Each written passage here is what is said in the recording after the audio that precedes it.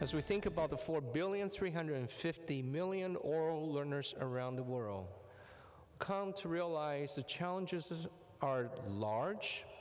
We have discovered that we have missed the mark of oral learners, learning-centric. We have discovered we need to think about oral learners who are not illiterates, who might just have a preference for learning in an oral way.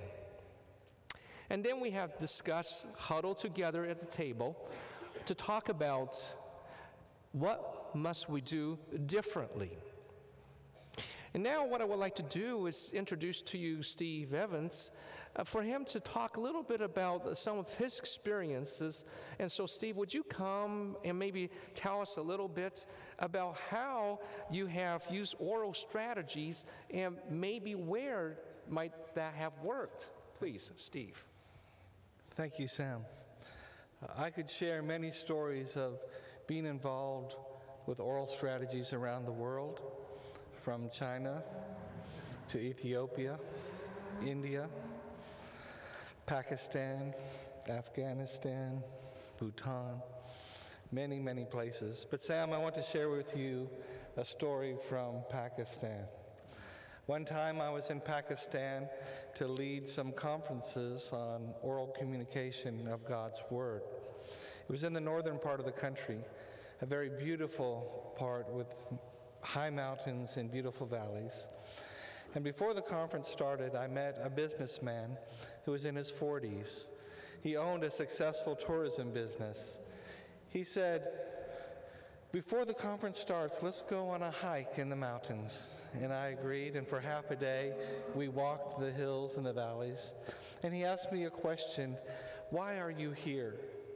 I began to share with him the reason I was in Pakistan, in his area, was to share with oral communicators how they could share God's Word to other oral communicators for evangelism, for discipleship, for church planting. He began to ask me, "What do you mean by oral communicator?" And so I shared with him, basically, it's those who can't, won't, or don't read and write. He stopped on the trail. He looked at me. He said, "You're talking about me."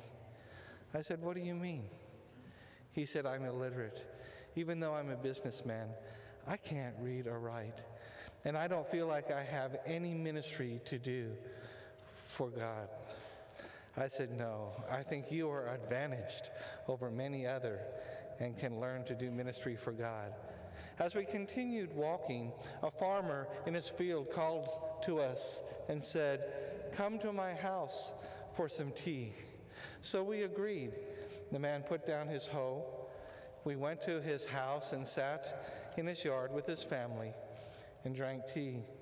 Discussion centered around the mountains and the traditions of the mountains and the stories of the mountains. And I said, "You know, this discussion reminds me of a story from God's Word."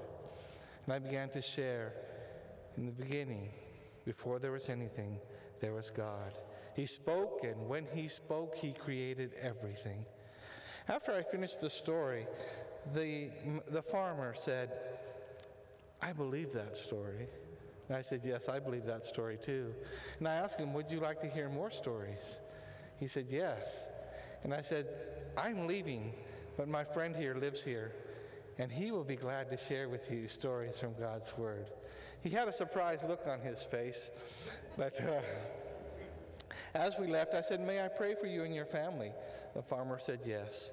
We prayed, and this colleague of mine stepped out of the yard and continued walking. He turned to me and he said, "It's really that easy, isn't it?" And I said, "Yes, it's really that easy." And he said, "I can do this." Thank you. Thank you. You know, brothers and sisters, it is just that easy.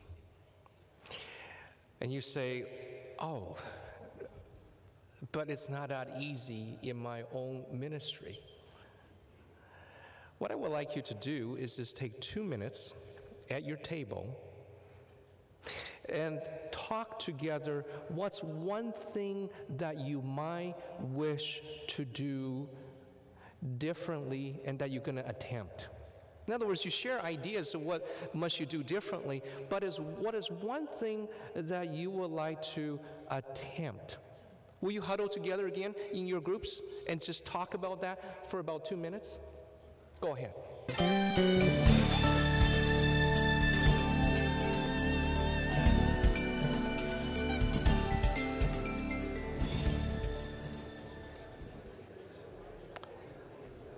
Well, brothers and sisters, we covered a lot this afternoon. We looked at 4,350,000,000 oral learners. We looked at how we must change in order to communicate more effectively to see churches planted in the villages, in the cities. We had a demo of a story that you had told. It was as simple as that you were able to tell the other person, and you saw it being taken up here with 5 different questions. Then we talked together very specifically about how have we missed the mark of using oral strategies, and what must we do differently. And now you were just coming out of your huddle to talk about what is that one thing you're going to attempt to do.